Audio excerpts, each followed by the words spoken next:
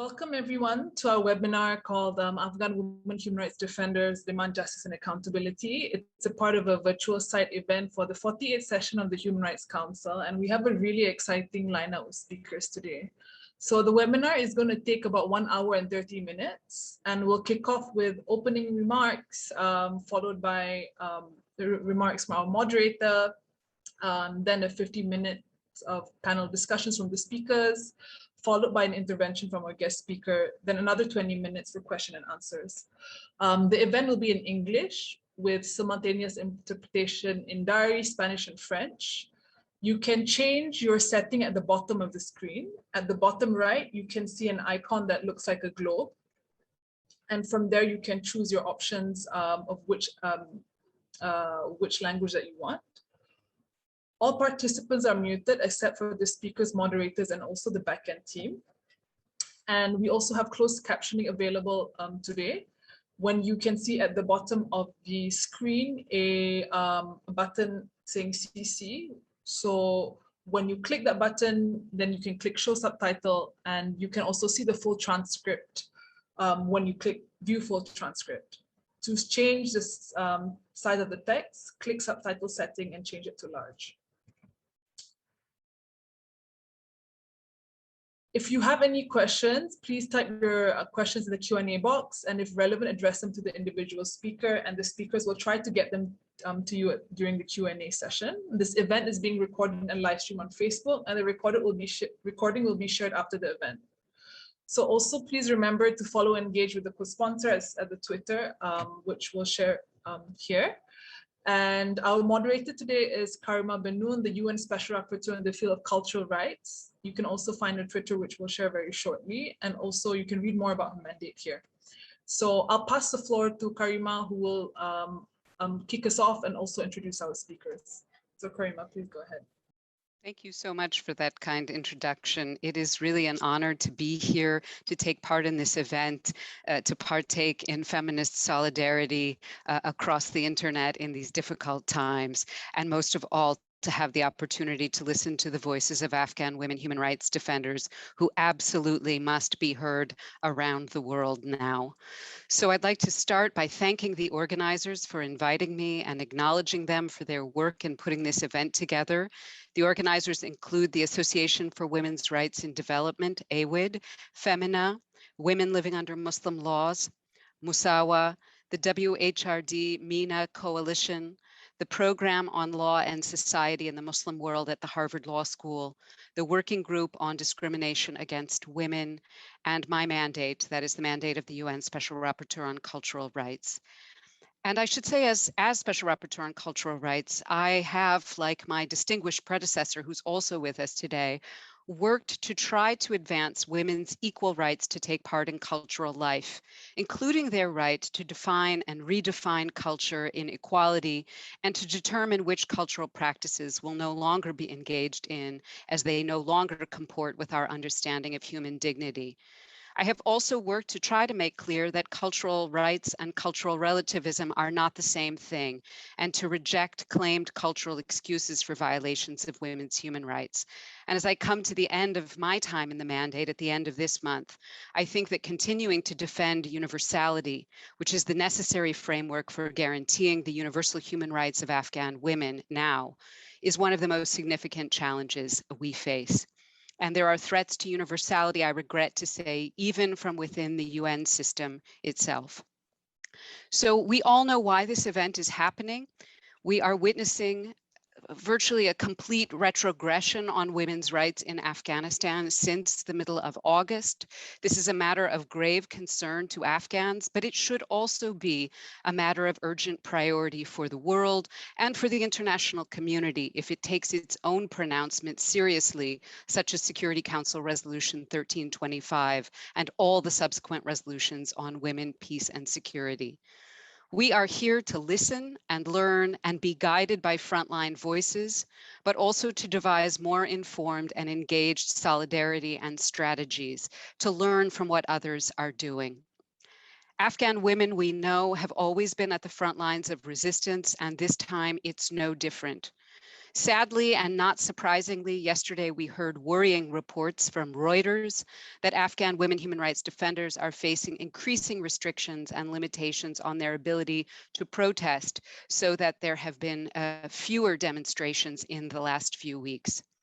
Despite all of this, unfortunately, the recent resolution adopted by the UN Human Rights Council in August fell short in outlining concrete measures that would effectively protect human rights in Afghanistan in the current context. This event aims to forefront the demands of Afghan women human rights defenders who are too often excluded from policy spaces and international headlines. And we want to ask, what does accountability and justice look like within institutions like the UN, and why does it matter for Afghan women human rights defenders? On this second point, I thought it might be useful to very briefly summarize the engagement of the UN Human Rights Council's special procedures, the special rapporteurs on Afghanistan in recent months. So the special rapporteurs have been engaging throughout the summer on issues in Afghanistan, including an appeal in early January during the session of the Human Rights Council in response to a number of attacks on civilians, including the bombing of a girls' school. And that appeal called on the Human Rights Council to create an accountability mechanism. The Human Rights Council declined to act at that time. The special rapporteurs subsequently issued jointly several statements immediately after the fall of Kabul to the Taliban, including a joint statement which underlined that it is unacceptable for states to stand on the sidelines when the Taliban, first designated as a terrorist organization in 1999 by the UN Security Council, overruns the territory of Afghanistan. And that statement also called on the Security Council to take appropriate action under Chapter 7 of the UN Charter to safeguard human rights and humanitarian needs of the people of Afghanistan. And it also called for the establishment of a fact-finding mission. Another statement at that time warned of a cultural disaster in Afghanistan and called for urgent assistance to human rights defenders, including those working on women's and cultural rights, trying to flee the country. It also deplored that the world was abandoning Afghanistan to a fundamentalist group like the Taliban, which had practiced, amongst other things, gender apartheid in the past. On the note of gender apartheid, there was a further statement that condemned the Taliban's purported efforts to ban women from sports. And finally, a very important statement by the Working Group on Discrimination Against Women on women's full participation in public and political life, which will, I believe, be shared by the vice chair of that working group later on in the event. What remains outstanding is, of course, implementation by states and by international organizations of all of these recommendations made by the UN human rights system, translating those words into lived reality on the ground. The courage of Afghan women human rights defenders, who are, as the UN Working Group statement noted, at the forefront of advocating for their rights, demands the solidarity of the international community. But that solidarity needs to be shown through actions, not just words. So let us each leave this event with a to-do list to operationalize that solidarity, a thoughtful strategy informed and led by the views of Afghan women human rights defenders themselves. And with that, let us turn to our speakers. Let me introduce them all before opening up to the first question. Zubaydah Akbar is a leading women's rights and civil society activist from Afghanistan. Akbar serves on the advisory board of Femina, where she works to raise awareness about targeted killings of WHRDs, to amplify voices of Afghan women and support displaced Afghan women human rights defenders during the crisis. Humaira Rasuli is the co-founder and executive director of Women for Justice in Afghanistan. She is an Afghan human rights lawyer and an instrumental force behind some of the most landmark reforms for women's rights in Afghanistan in the last 2 decades. Zarqa Yaftali has more than 12 years of experience advocating for the rights of women and children. She is the executive director of the Women and Children Legal Research Foundation and also the co-chair of the NGO Working Group on Women, Peace and Security. Humaira Saqib is an Afghan journalist and women's human rights activist. She is currently the Afghan Women's News Agency editor-in-chief. Farida Shahid was the first UN Special Rapporteur in the field of cultural rights and is a Pakistani sociologist. She works as the executive director of Shirkat Gah Women's Resource Center in Pakistan. And finally, Dorothy Estrada Tank, who will be addressing us towards the end of the event, is the vice chair of the UN Working Group on Discrimination Against Women. And with that, let me turn to our first question. There is some news continuing to come out about the crisis in Afghanistan, though unfortunately less now than was the case a few weeks ago. The international community seems to respond simply to a moment of crisis rather than following up. So please, can you inform us and share with us what is the current situation on the ground for Afghan women and Afghan women human rights defenders in particular? And we begin with Humaira Saqib.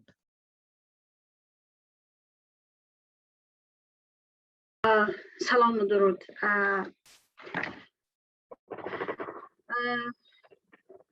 من فکر میکردم که Good morning to everyone. I think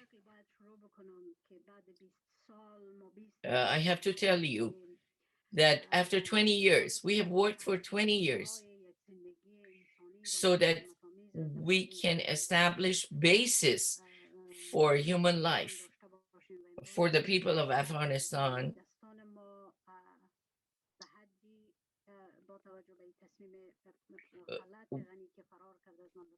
Whereas what happened in Afghanistan and the leader fled Afghanistan, we're back. We're back to 20 years ago. And as said right now, unfortunately, the voice of women have been silenced, and they are trying to silence the voice of women.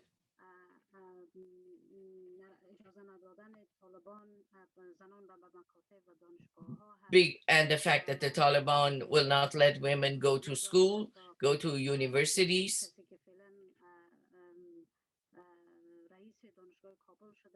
And the person who is the head of the dean of the University of Kabul cannot control the situation in the university, and women do not have the right to work. So now a lot of people have been driven into poverty, and they have become beggars now, and you see them all over. And all of the women have lost their jobs, and the women journalists, for example, women who worked in the national radio television have lost their jobs, and they have told them not to go back to work until further notice. And therefore, women cannot work in the radio and television, national radio and television.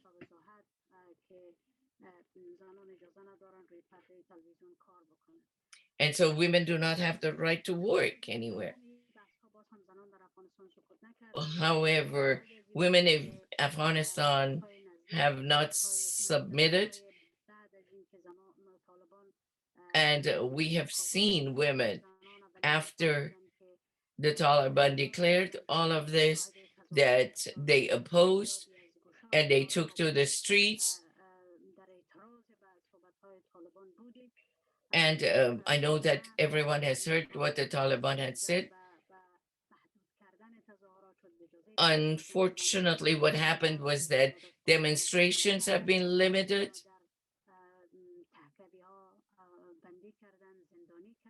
And many people have been apprehended and put in prison. And so women are scared to join the people who demonstrate. And recently, And recently they have issued a memorandum that women cannot have mobiles where there's internet. And so they want to control the internet and limit it. And so they don't want the news to go out of Afghanistan, specifically when it goes back to the women's issues. And when we speak about human rights, specifically when we go to the rural areas, people know each other, they're small communities. And so the Taliban have attacked people who are human rights activists, so that these activists cannot have access to other people. The ones who wanted to go to Kabul had to move and to hide, and maybe even go outside of Afghanistan. And the ones who have remained in Afghanistan, specifically in the rural areas, is a big issue. Also, organizations that work on women's rights have been attacked by the Taliban, have been raided by the Taliban, and they, at this time, the space that exists is a horrifying space.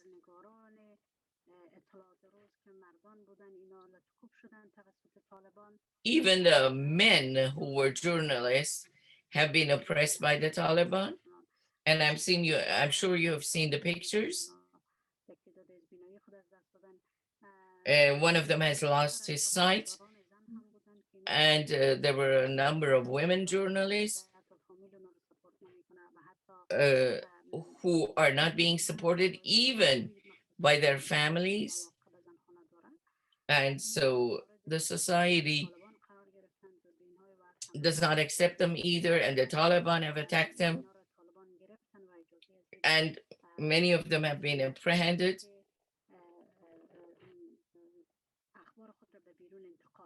And they don't let them to broadcast their news.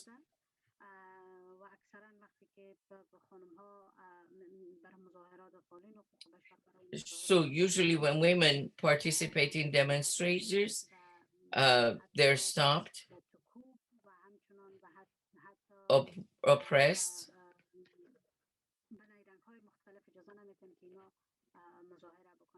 and they don't let them demonstrate in any manner or form. For example, sometimes a permit is not issued for demonstrations. Therefore, the human rights activists, specifically women, are being very much limited in Afghanistan. Thank you so much. Thank you very much for this compelling testimony. Zubeida, could you help us to complete the picture? Thank you so much, Karima. And I think Humaira John summed the situation up really well. We all of a sudden see that women's presence in public spaces has been eliminated. It has not shrunk. It's not that they can be in some places and not in some other. They just don't exist anymore. Women who had jobs a month ago, they were leaving their home to contribute to the social and political life. They were taking active part in the society, are now imprisoned in their homes and scared for their lives. And this is a very scary situation. Journalists and free media are attacked every day, as Humaira says, which makes it even more dangerous, because now we don't hear about the situation anymore as we used to. They're being suppressed. Human rights activists, civil society activists are in hiding, trying to evacuate. The options for evacuation are becoming limited while they're facing threats every day. I have spoken to journalists who have been pulled out of their house. Their houses have been searched. They have been threatened. They have been detained for hours. in an attempt for the Taliban to suppress them, because these are media houses who have always been outspoken about the atrocities that the Taliban committed before they took over, and they have been reporting since the Taliban took over. Middle school girls are not back to school yet. It has been 14, 15 days that the schools have opened for primary, for girls and boys, and primary schools are open for girls, but middle school and high school girls are not allowed to go back. Universities are not open yet. Female government employees are not back to their work. There is no clear explanation as to why this is happening. The Taliban government officials says that they are trying to find appropriate jobs that they think that are appropriate for women government officials. They are saying that the reason that they are not reopening high schools and middle schools is that they want to create the right environment. While girls' education was always segregated in Afghanistan, always middle school was segregated, girls and boys studied separately. We are not sure what that really means when they say they want to create the right environment. Their caretaker government has no female members, cabinet members. It does not reflect the ethnic diversity of Afghanistan. And all of this goes to speak as to how it was naive to trust the terrorist group to take over a country and to move it forward and to be inclusive, to be fair, to be able to govern. The Afghan people knew this, and now we see it in action. We see that none of the things that they claimed in their peace agreements, none of the things that they claimed in their media appearances were true. They did not keep up with that. They are not capable of running a fair government.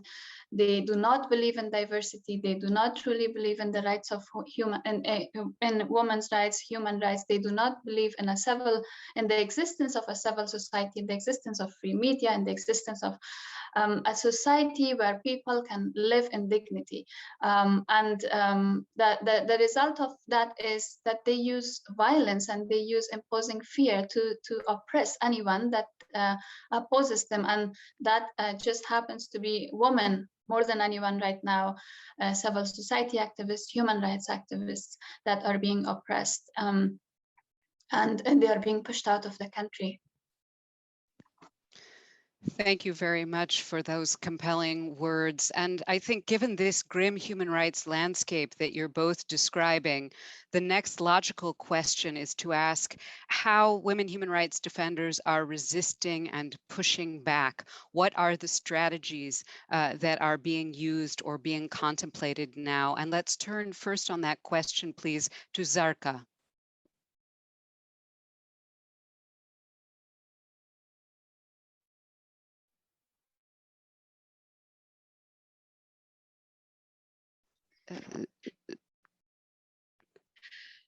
Thank you so much, and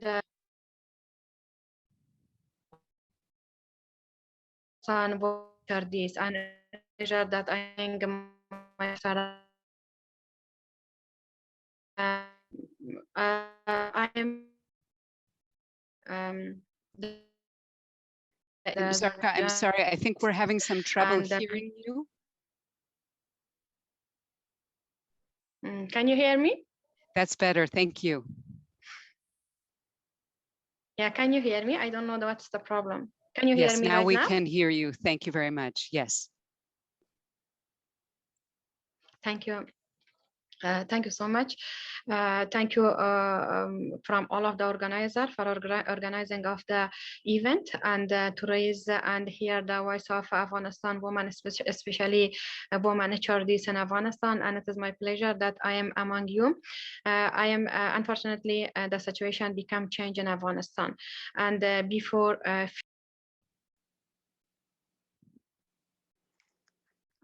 And I think, unfortunately, we might have lost Zarqa there. Zarqa, can you hear me? And of course, the technical challenges. Yeah, I can hear you. I don't know, maybe. Yeah, I know there is some problem in my net connection. And unfortunately, 50 days ago, all things changed in Afghanistan, and it was not a positive change. It was negative change, and the impact of this negative change was on all people of Afghanistan, especially women of Afghanistan, because women and children are very victim of each of all kind of change in all countries, especially in Afghanistan. And women in Afghanistan lost their achievement, the achievement that we gained during the past 2 decades, with lots of sacrifice and struggles, and with lots of sacrifice, we lost lots of our women, brave women, that they lost their lives to gain some things, or to gain basic rights for women and children and girls of Afghanistan. Unfortunately, now we go back to the zero position that we started 20 years ago, and now we don't have nothing. Unfortunately, we lost all of our legal system.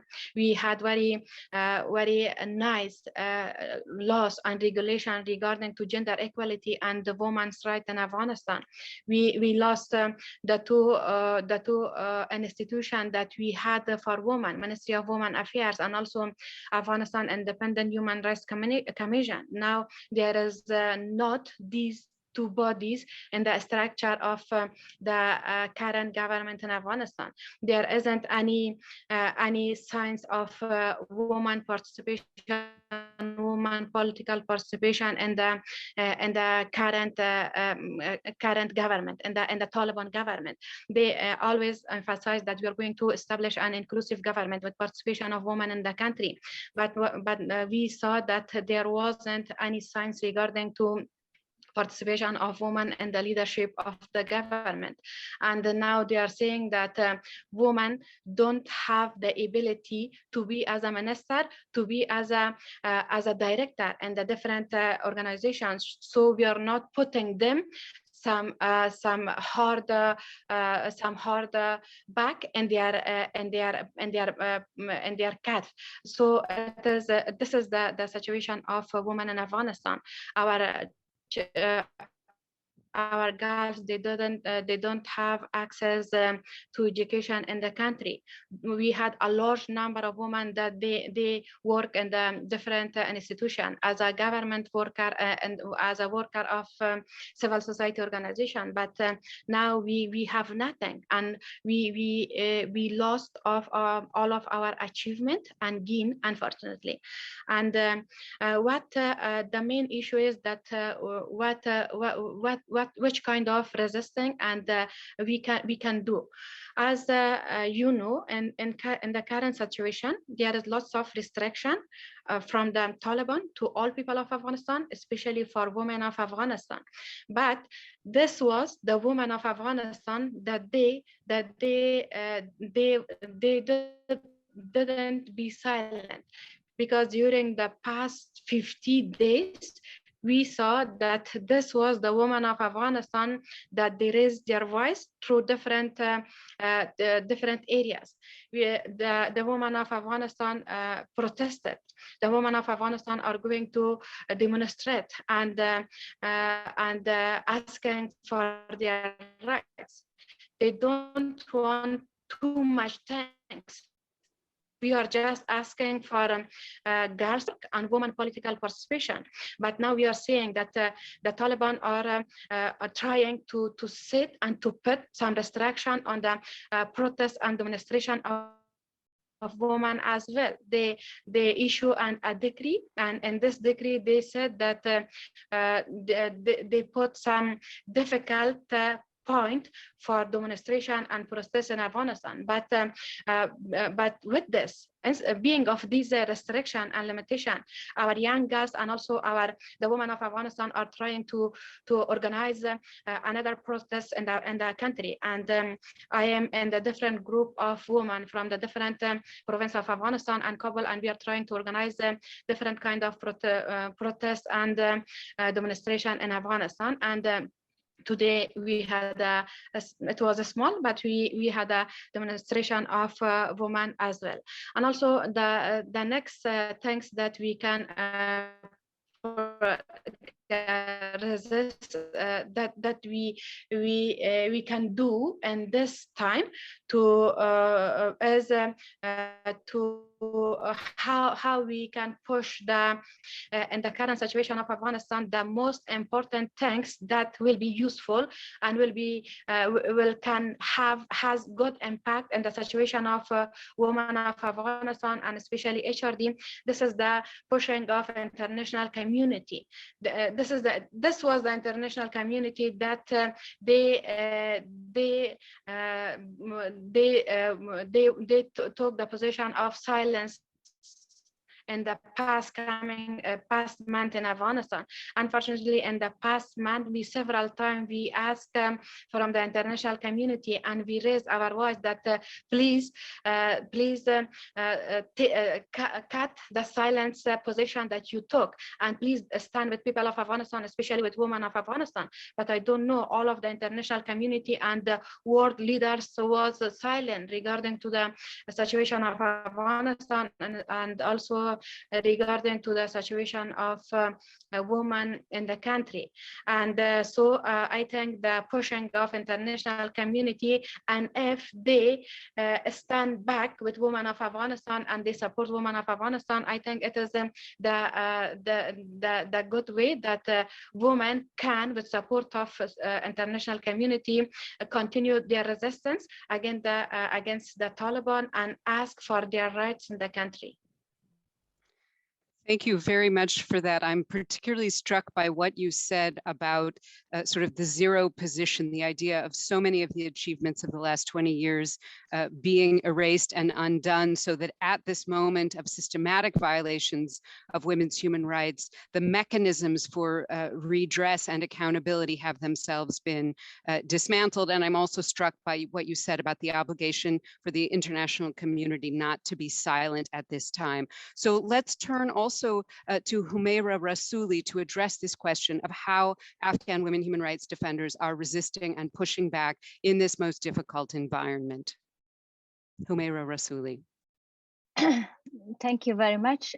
So as the rest of colleagues mentioned, it's heartbreaking to see how quickly the last 20 years have been wiped away. Taliban promised to respect the rights of women, but in practice, the Taliban has raided offices, homes, scaled security forces, and civilian, cutting off vital services for women across the nation. They stop women from working who are the breadwinner of their family. They have banned girls from returning to secondary school. So the Taliban-led government has ordered only boy and male teachers to return to the classroom. They are beaten and viping women journalists and activists and ban protests. We have seen remark by Taliban leaders, mentioning that women's role is to reproduce children. Women without mahram is like a chocolate to be melted. Women without hijab can cause men to be sexually attracted. Women won't have the capacity to be assigned in the leading position. So they are forcing people to follow their strict and extremist role by monopolizing Sharia interpretation to arm and suppress women power. But women activists from all the world, shall come in solidarity to not let the Afghan women and children face a dark future and loss of their rights. Currently, although most of the organizations working for women's rights are closed in Afghanistan, and those still open or under scrutiny of the Taliban government, monitoring the situation of women's rights is also getting difficult because most of the media organizations are closed, and the other remaining media organizations are still censoring themselves to not be in clash with the Taliban. But few organizations or NGO are still functioning. Why they are functional? Because mainly, those top level activists that they are out of the country working around the clock and helping their team from, behind the scene and not, giving them power and tools and resources that they need in order to fight at that front. So as the world notice, Afghan women are doing fantastic job in monitoring the women's rights situation and conducting some protest and advocacy for women's rights to education. I especially impressed by our young leaders from the entire Afghanistan who are coming on the street, demanding their rights to education, work, and freedom of movement. You may see videos and image shared on social media that the Taliban were violently beating, harassing women protesters, firing shots into the air, grabbing cameras from the reporters, and threatening women. But women do not take any, they did not let women to take any photos or videos, but women are, Afghan women did not give up. So like I recall on Afghan women who are in exile and to our international sisters to not let the courage and amazing Afghan women who are fighting at that front alone and pushing for their rights to education and work.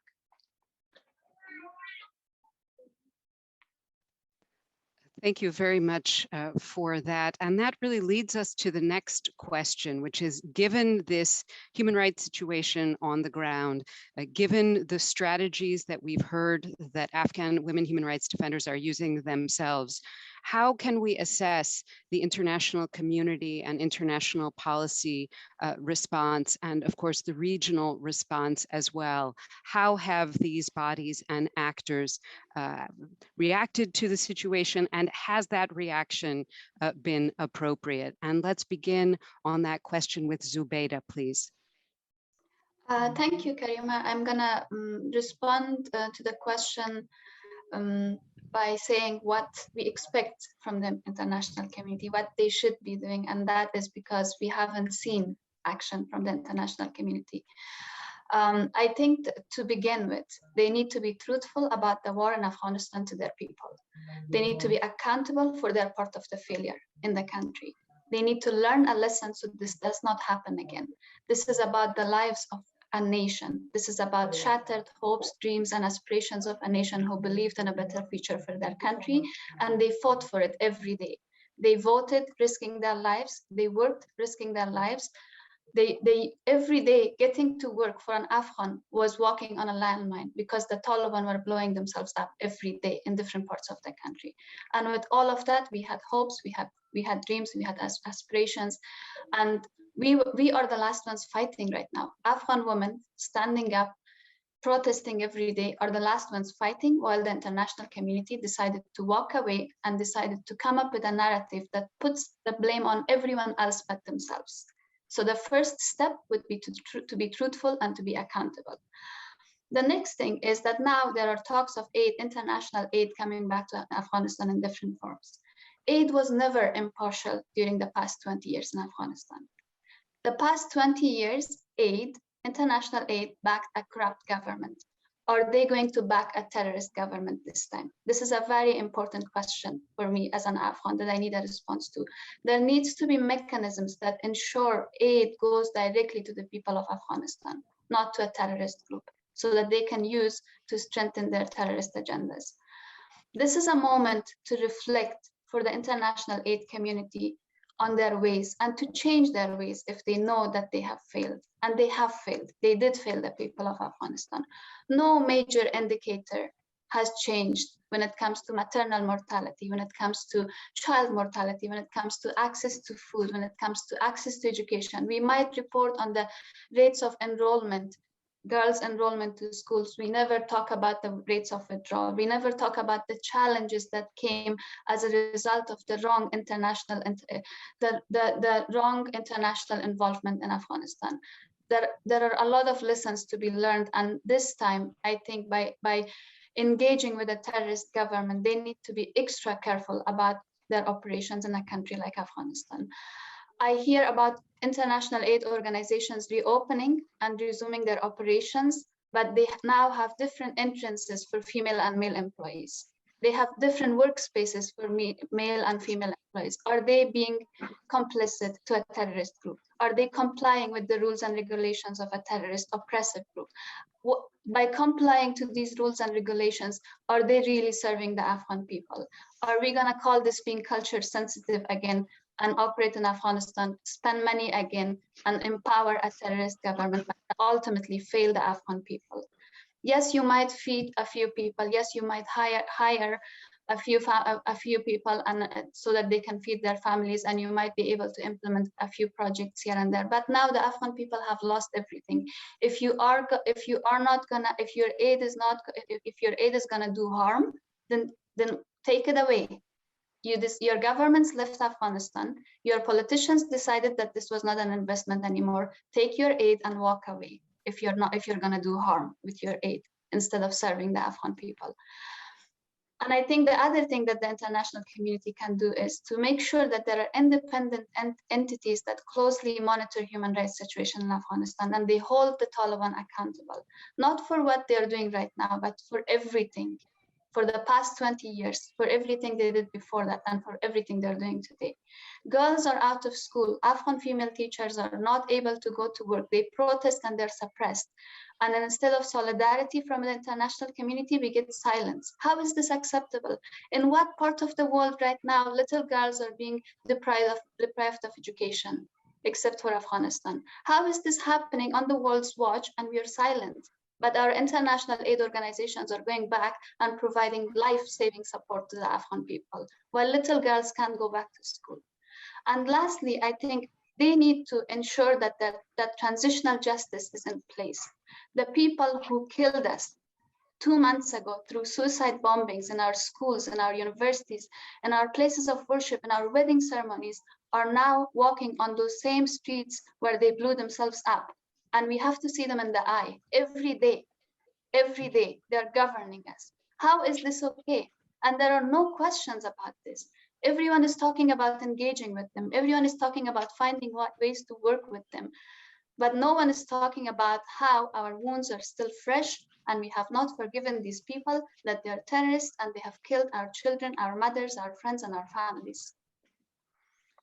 Thank you very much. I think it's absolutely essential that we demand that the international community apply its principles to the way that it engages, or at least I should say its stated principles, to the way that it engages in and with Afghanistan now. The word we keep hearing is pragmatic, that everyone is adopting a pragmatic approach, so-called, which is essentially subverting many of the human rights values that states have been claiming to uphold. And I would say on the issue of accountability, I think that you are pointing to something that is absolutely essential. And I am very disappointed that, for example, it appears the consensus position now in the Human Rights Council is not for a fact-finding mission, but instead to establish a special rapporteur on Afghanistan. And while this could be a positive development, I must say, as a special rapporteur myself, I know that such a position, which is a volunteer position, would not have the resources needed or the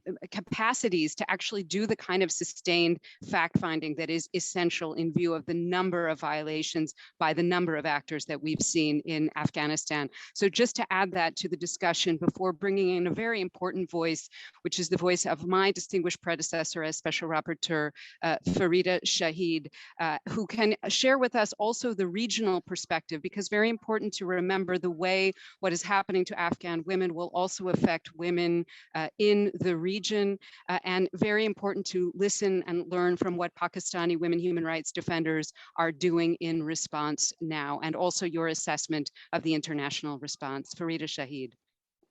Thank you.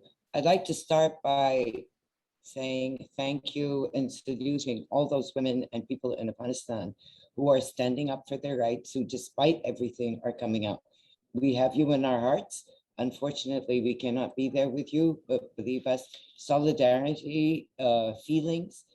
Trouble is, how do you convert those feelings into practical action? So yesterday also, we had a South Asia-wide meeting with Afghan friends to see where do we go from here, how do we make a difference? I think it's absolutely clear that the international community has completely failed Afghanistan in decades of failure. And Mehbooba Siraj put it one way in terms of her message to us, the neighbors, the neighboring countries, hopefully not us, the neighboring countries and states, is that it's time to have a hands-off policy. She described it as sometimes she feels that she is a cow and she has all these people surrounding her, wanting to cut out bits for their own agenda of Afghanistan. So her clear message, and that of other Afghan friends who were there, was stay away, stop it, stop interfering. That doesn't mean that you shouldn't do anything. It means you should stop trying to push your agenda there. And I think, as you know, Karima, a special rapporteur in Afghanistan is, I'm afraid, not going to achieve very much. Although there are special rapporteurs in the past also, we've seen how effective was the special rapporteur on Iran. Useless. You're usually not allowed to go into the country. So there is that, I don't think that's a good idea. I do think we are, apart from the human rights aspect, Afghanistan is facing, it's on the brink of a major humanitarian disaster with food and with medicines completely finishing, with the winter coming on. And I think the commitment that the international community has put of 1.1 billion, I think it is, US dollars to be given, I don't see that happening. And my big question is, we need to figure out how that money is actually going to be transported. How is it going to move into Afghanistan? The banks are not functioning. And I think it's critical that we put pressure on people to ensure that money gets there and that there is oversight, including human rights groups oversight of how that money is used, where it's going, etc. Not that we've seen it so far, but that is something that people, they should be absolutely, I'm sorry, no sanctions or trade embargoes. That ends up harming the people of Afghanistan. I don't think it's going to harm so there's talks of sanctions and trade embargoes. I think that's the wrong direction to go on. If my Afghan sisters think differently, please say so. But I have seen so many of the sanctions actually harm the people of the country much more than they do anything to the government or whoever has taken over. I think, so that's one aspect, money. We as neighbors, we've been told we are not allowed to work with people who are coming across the borders. So let me speak a little about those people. Now, of course, you know, the 35 million Afghans are not going to leave Afghanistan, but there are those who are under particular threat and insecurity, they are leaving. However, the situation is that the government of Pakistan, I saw in the chat, somebody said the UNHCR and UNAMA was not responsive. They're also not responsive because, for instance, the government of Pakistan refuses to accept their status as refugees, which has international law framework to it. A lot of people are coming across the stories of atrocities I will not go into as we hear people, but one of the problems is that you do not have legal papers. So when they're coming through, there's no legal papers, there's no legal status. Even those who have onward visas elsewhere, they are not being allowed to board planes sometimes because they don't have an exit visa. So there's a whole area that we're not looking at in terms of those who are leaving. The South Asians continue, and not just from Pakistan, from the neighbors, Sri Lanka, from India, from Bangladesh. Everyone is trying to help people who are at particular risk. I mean, everyone is at risk, but those who are under particular risk because they're in the media. You now have children who are separated from, you know, as they travel across. There's a number of people, they're in the thousands. How many, we don't know. But people, children who have lost their siblings, parents, whatever, they've been separated. And there is zero attention on this. So I really think that we need to push the UN to actually focus on what is the status of people who want to leave, who are at risk in particular. There has to be a system where Pakistan, Iran, Tajikistan, all the neighboring countries give refugee status, open their borders to people who want to leave, and that there's security there. Inside, I think the only thing that I would say, which is a ray of hope for me, is that people agree that while the Taliban has not changed at all, Afghanistan has changed. So you have more women who are educated, you have 8 to 10 million students. We've seen this. Hopefully, that is something that will continue to have that resonance of protest, however bad the situation is, that some people are able to speak out. From the South Asian perspective, we are trying to put together a network. That was the decision yesterday, that we would try to put a network together. What we've so far been trying to do is simply connect people with other people. As I said, in Pakistan and in the neighboring areas, the space for civil society itself is drastically shrunk also. So we are unable. So the request is that we put pressure on our governments. Our governments usually do not listen to us. So while we're trying to do our best, how much leverage we have, we will try every means possible to try and leverage our government into being more sensible. But that is the news from, I guess that's more or less what I wanted to say. I'll come back with other questions. Thank you very much for that. And I think you're right that networks are so critically important right now, creating the structures for those networks to be able to function. And another problem that we've all been witnessing is, of course, that international organizations and even governments have to some degree abdicated their responsibilities to civil society, even sometimes referring you to civil society for assistance when you go to governments. And certainly the role of civil society important, but it's not an alternative. You know, it can only really fill in gaps resource Sorry, just one more thing. Please. That the UNHCHR will not act. It will not come to the fore unless the government of the country does something. So if Pakistan does not take a position, they cannot act. So they're completely useless in the situation right now. So that's why it's really important to try and put international pressure on all the neighboring countries, especially our own, so that there is a more sensible view and policy. Sorry. Not at all. I think that's such an important point and a call to heed. So at this moment, let's turn to the question of the demands of Afghan feminists to the international community and international policy bodies now. To some degree, we've already begun to address that, but let's just very briefly turn to each of our Afghan women human rights defender participants to hear any further thoughts they have about this specific issue of specific demands to the international community now. And let's turn first to Humaira Saqib.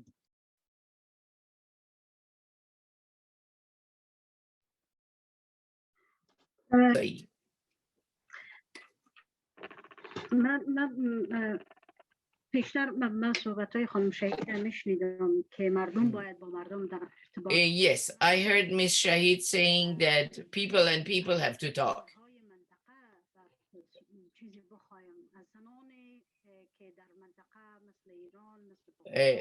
But when we look at women in the region, like Iran, like Pakistan, like other countries, also in China, they should pay attention and cooperate with the women of Afghanistan. We shouldn't forget that ISIS, Daesh, is working with the Talibs. When we talk about Daesh or ISIS, we should remember what happened to the Yazidi women by them. So we shouldn't forget that Daesh exists, and they may go to Pakistan and they may go to Iran and other countries. And this is a very important issue. And I think this may happen in years in the future. And the other issue is regarding the international community. What I want is that the Human Rights Council deals specifically with women's rights.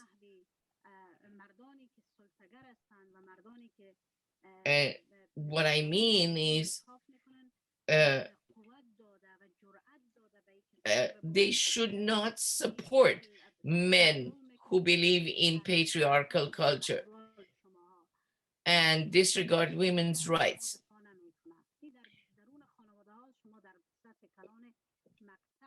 We should tell men that no one supports you if you violate the rights of women. But I see that no one takes issues of women seriously. So what we are asking is that the special rapporteur on human rights in Afghanistan should go into this issue.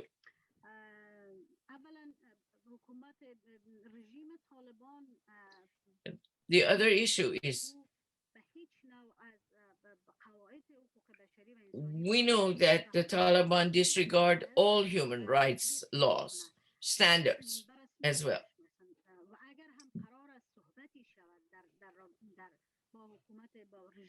So if there will be a dialogue with the Taliban,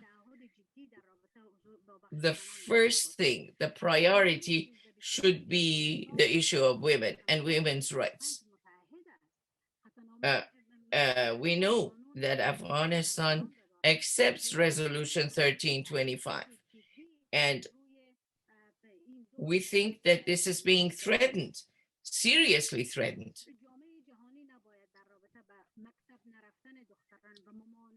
Also, the fact that the international community is silent about the education of women in secondary schools, high schools, we are all the same.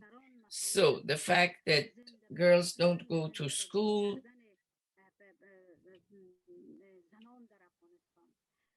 should not be accepted. The other issue is that international community should support the organizations, specifically the journalists, the news agencies of women in Afghanistan. We know that the narrative of women about the situation of women is very different than the narrative given by a man regarding the situation of women.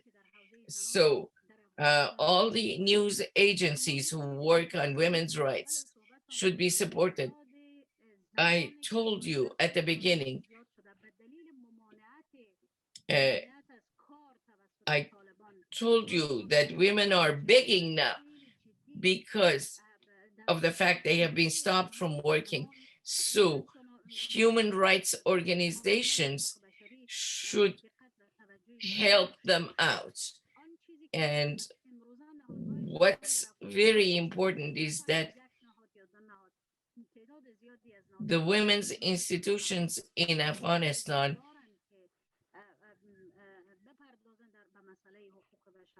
do have the power to talk about human rights.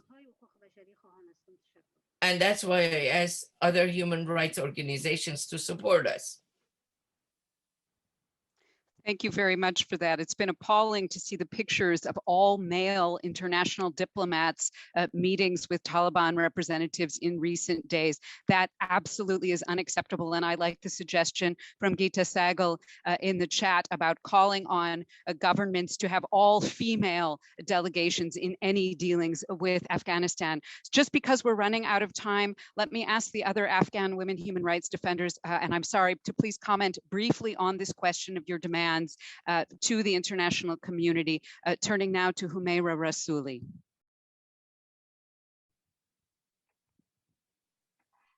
Thank you very much.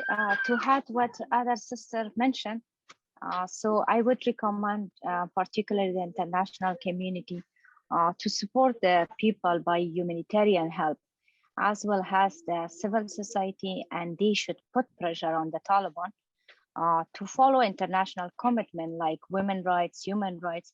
And on the other side, the international community should not recognize the Taliban government as a legitimate government. I also recall the international community and civil society sister of Pakistan to put pressure on the government of Pakistan to close down the madrasas and the Taliban bases in Pakistan permanently. The international community should provide aid, but also works toward creating sustainability in people's lives. So not just focus on their survival. The Taliban should be pressured to reopen the NGOs, allow local NGOs, including women business, to be open. The Taliban should not stop blocking education and work for Afghan girls and women. So no ifs and or buts should exist. The Taliban should be pressurized to follow other Islamic countries, such as Qatar, Morocco, Indonesia, Malaysia, and many other Muslim countries in their implementation of Islamic law. Respect freedom of the press, religion, human rights of people. So including women and minority rights should be considered seriously. Afghanistan should stay in the UN and also G7 agenda until a sustainable political settlement is found. I personally believe that women organization and other civil society should be funded to continue their activism, especially to not let go of their 20 years achievement. This can be considered in a project setting that is independent of the Taliban regime. I also recommend that our international friends and community should provide direct financial and political support for exiled Afghan politicians and civil society activists who are committed to human rights and the fundamental value to continue their work in exile and to preserve the achievement of the last 20 years. So the Taliban and their supporters have hijacked our religion, but we won't keep quiet. So we will try our best to equip leaders that they are in Afghanistan with a tool and resources to reclaim the rights of women and challenge patriarchy. But without financial support, we cannot continue our work on the ground. So my special recommendation to all international community is to continue their political, moral, and financial support to Afghan women human rights defender and civil society organization to keep some level of achievement of the past and put for and pressurize for more sustainability approach. Thank you. Thank you very much. And Zarqa, to you very briefly, I'm sorry, on your demands to the international community, and then to Zubaydah afterwards. Yeah, thank you so much. My demand from international community is first, I am just asking them that the evacuation process of international community was a full process for all women of Afghanistan, because they wanted to provide some energy and going of people from Afghanistan, and because of this, all of women's rights leaders, journalists, media women, and also activists are still in Afghanistan, and they are facing with lots of problems. The international community, especially those countries that they were involved in the peace process and also in the war process of Afghanistan, they want to just share the figures and also the rate that we evacuated 100,000 people from Afghanistan, and this figure is not for those that they are really activists and they are a really media person, and they are still in Afghanistan and facing lots of problems and threats, and their situation is not clear. It is not clear that what will be happen with them today or tomorrow, what will be happen with their families, because the Taliban now they are not showing their real face with the world, because they have fear from the world that maybe if they show their real face with their world, and also to start violence against women, so then the international community will not recognize them. So I have concern about all of activists, women's rights leaders that they are in Afghanistan, Afghanistan, and they are really in threat.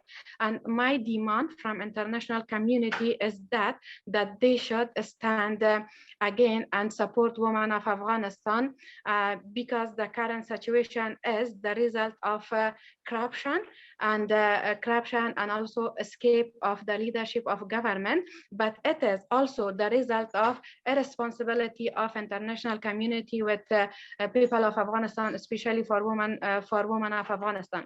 So if they stand again and support women of Afghanistan, I'm sure that that we can bring a change in the current dark situation of Afghanistan. And also my demand from international community is that they should start their humanitarian assistance to Afghanistan, because Afghanistan people is very poor people, and nowadays we are really in an economic crisis in the country. So this is the people of Afghanistan that will be victim from this situation too. So I'm asking from the international community that they should start their humanitarian assistance, but they should not recognize Taliban through a humanitarian assistance.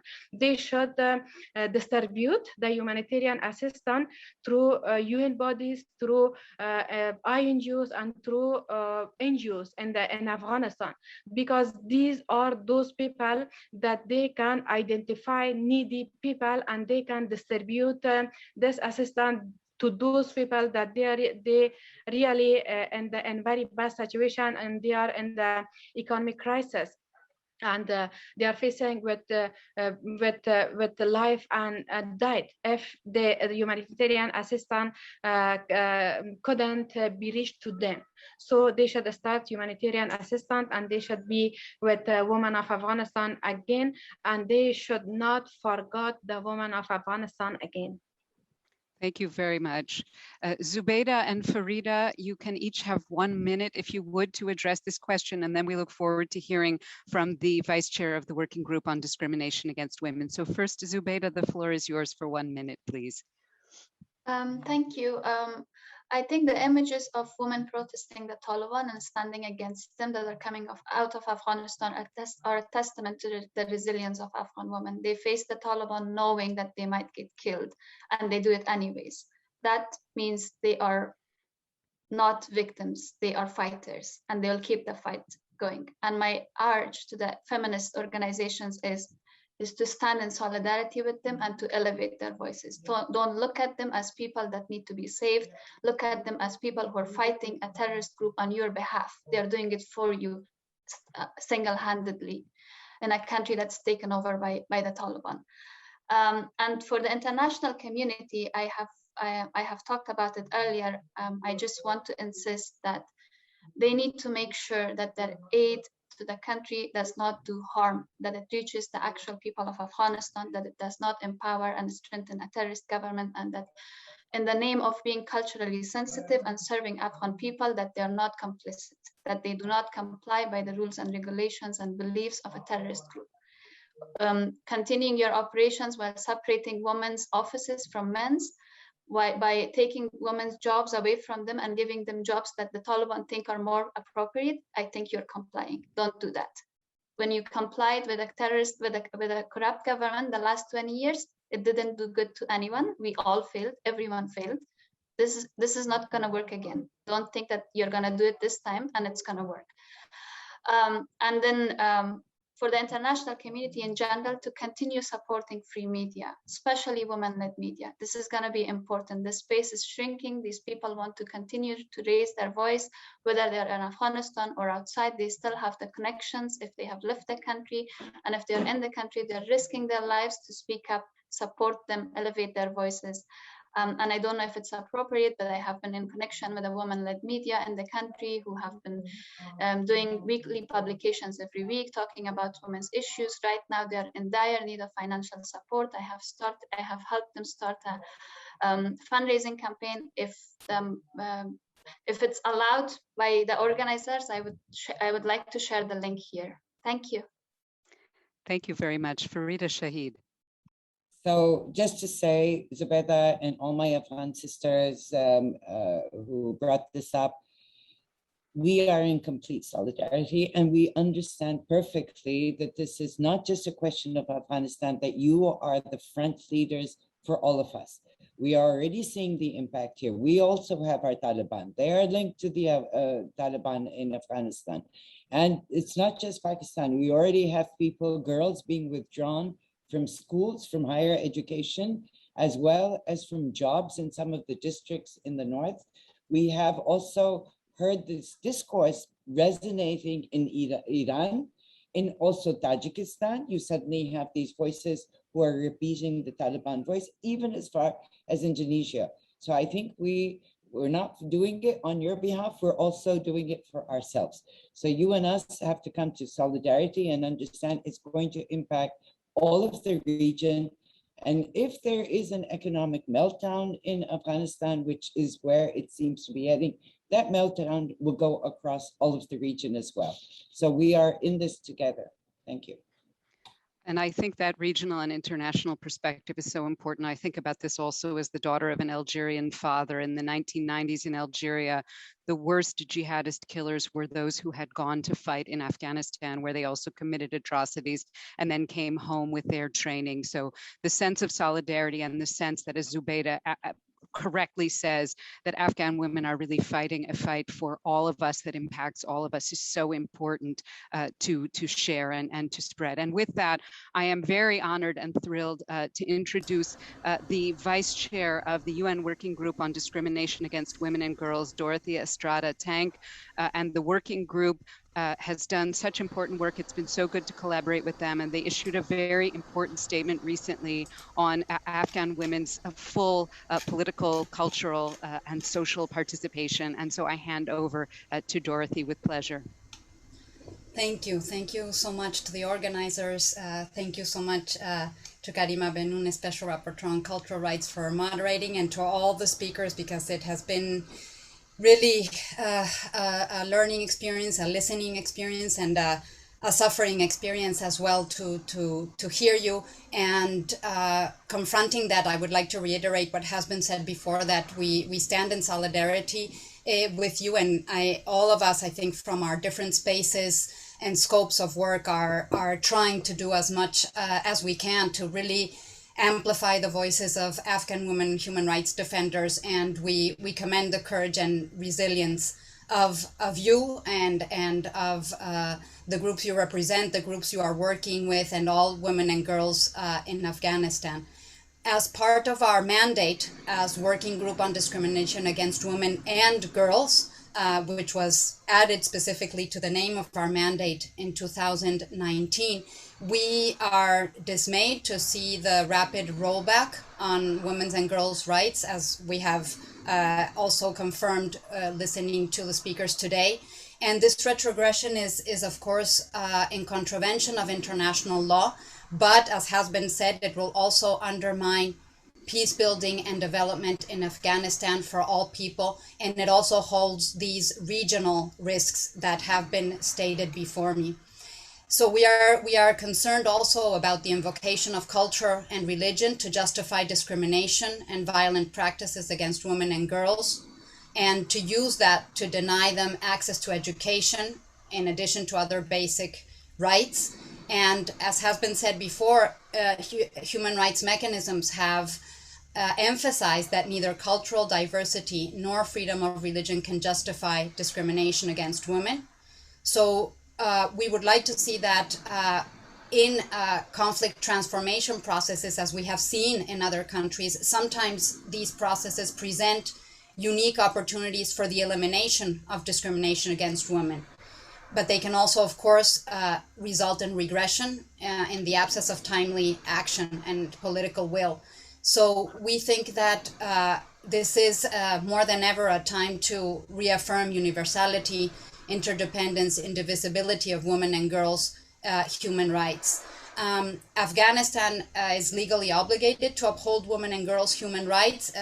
One of the speakers was mentioning before the acceptance of Afghanistan of Security Council Resolution 1325. Also, Afghanistan is state party since 2003 of the UN Convention on Elimination of Discrimination Against Women, which we have to reaffirm now more than ever, and hopefully this can be a useful tool for organizations working on the ground and for transitional justice processes, as Subaida Abkar was mentioning. And so we as working group have reiterated that this situation in Afghanistan currently does not carry with it a choice between providing humanitarian support and protecting human rights. In fact, human rights law, which has stronger and broader standards, should be the guide, with human rights of women and girls at the center, to guide any action in respect to Afghanistan.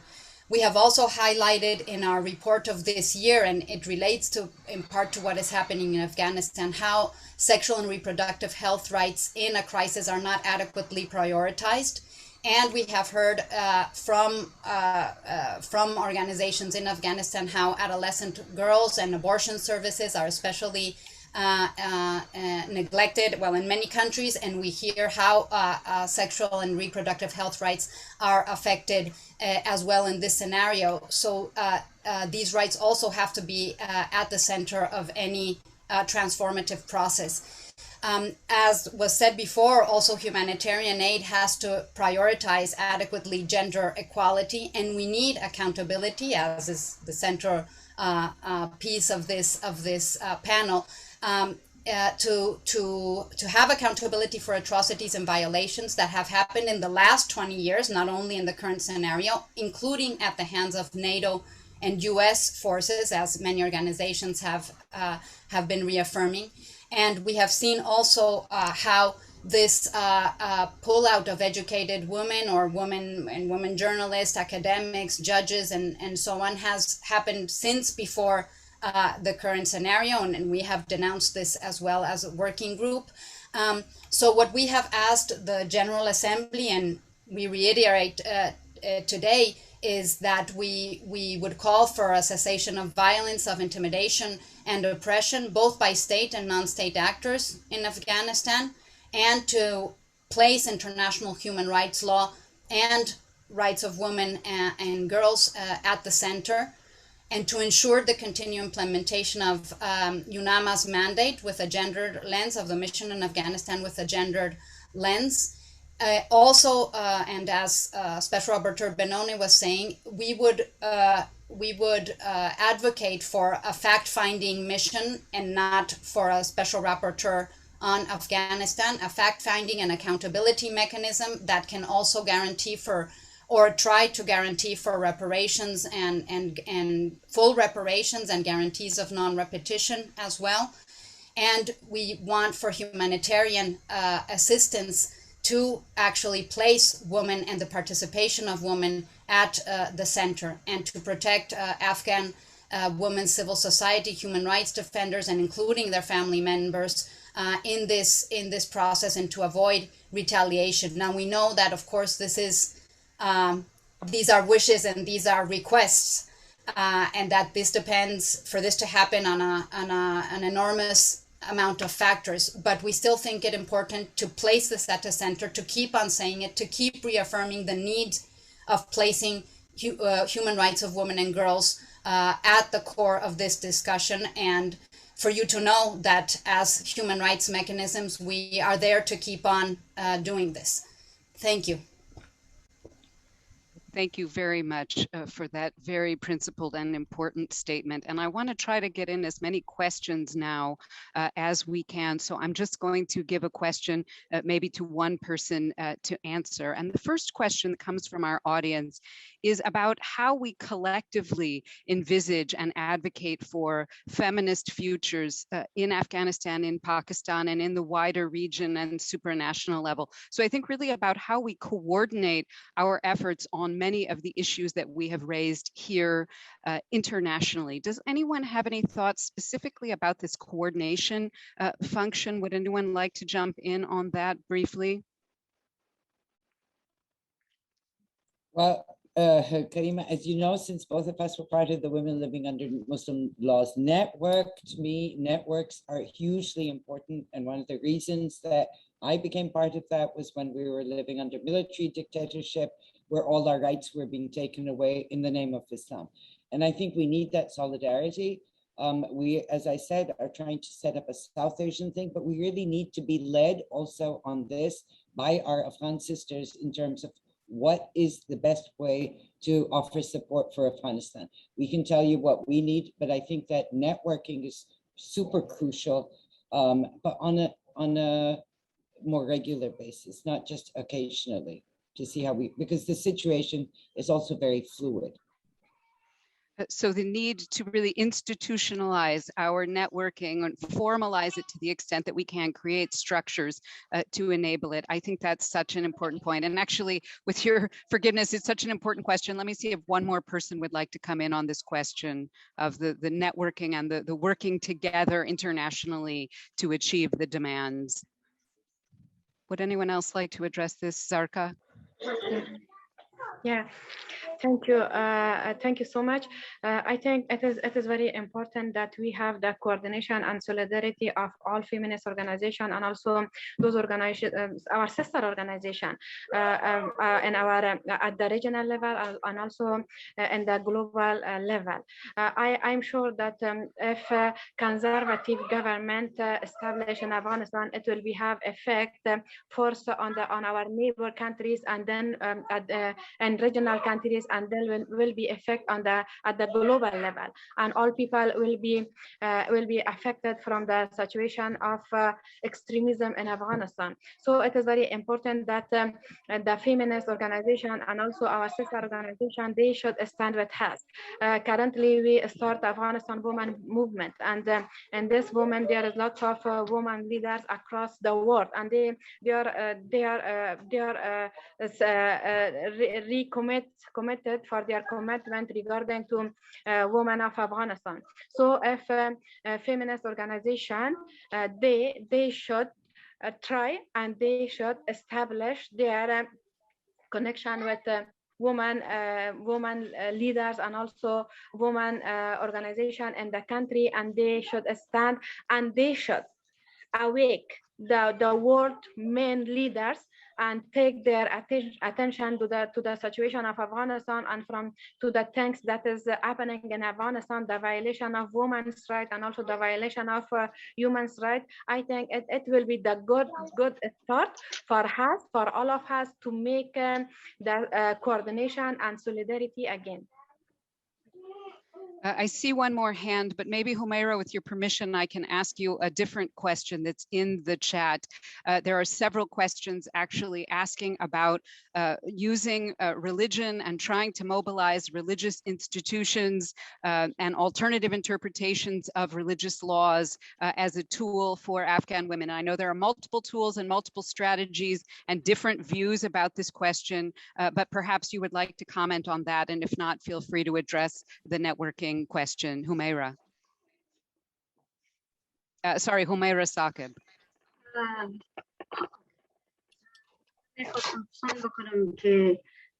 منظورتون کدام اومایراست وقتی که ما اومایرهای زیاد داریم در اینجا شکر الحمدلله. So that was what I was going to ask you.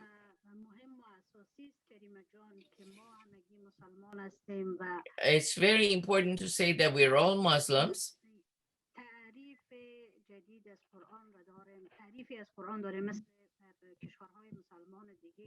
But we have another reading of the Quran, like other Muslim countries that have other interpretations of Islam. What I think is that we can learn from other countries like the Indonesian people or the Egyptian people and talk about it with people. For years that we have worked on women's issues, we have talked to people.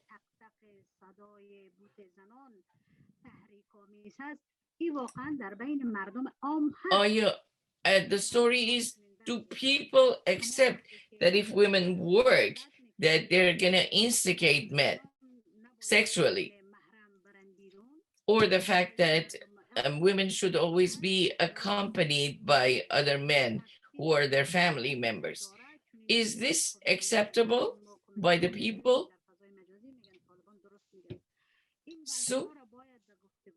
So we have to keep a dialogue going and talk to people.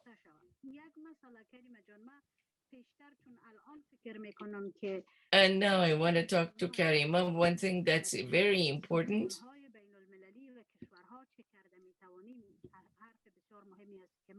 what the international community can do, we have to lobby.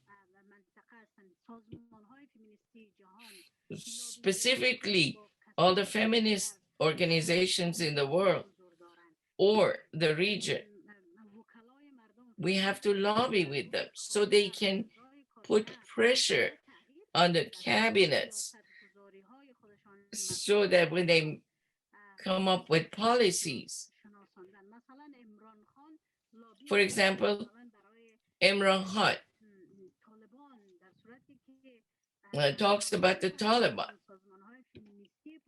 whereas Pakistan, there are feminist organizations.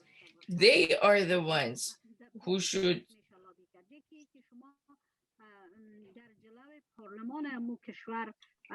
put pressure on the parliament of that country and also keep a dialogue going so that the policymakers in other countries, so that women in Afghanistan should be waiting for a pencil in their hands. Why should this be a dream for Afghanistan women? It's really horrible to think that women in Afghanistan are going to go back to those years. Thank you very much for that. And now, unfortunately, I need to wrap up what I think has been an incredibly rich discussion. And let me say, I think there are a few key themes. One is the responsibility of the international community to pressure the Taliban to respect human rights and women's human rights, but also the responsibility of international actors themselves to act to make sure that those human rights are realized. I think we're also reminded of the need to work on multiple fronts, both to support Afghan women who have been forced to flee and are now in exile, but also those who are continuing the work inside.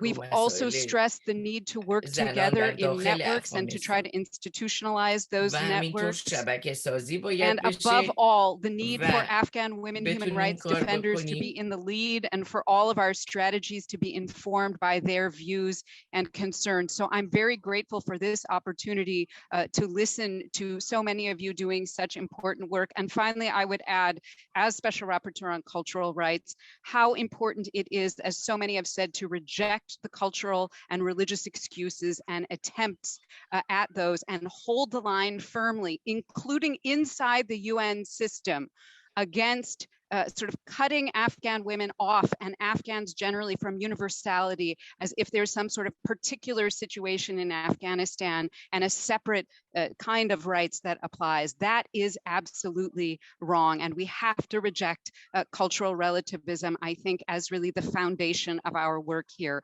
So let me thank especially our Afghan women human rights defenders, speakers, as well as our regional and international speakers. Let me thank all the participants for listening in these over-Zoomed times. Let me thank the organizers and the interpreters, especially. Thank you for putting up with my speaking so fast, as my students know.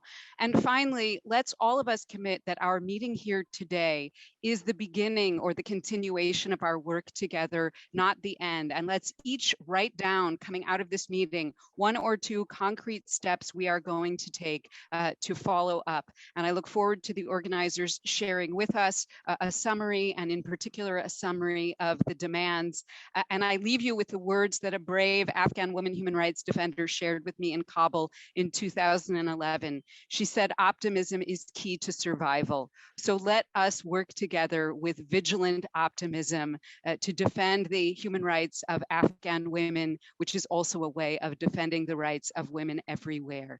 So warm solidarity to our Afghan participants. We are with you, and we look forward to continuing to listen to you in these difficult times, and we send you strength and hope.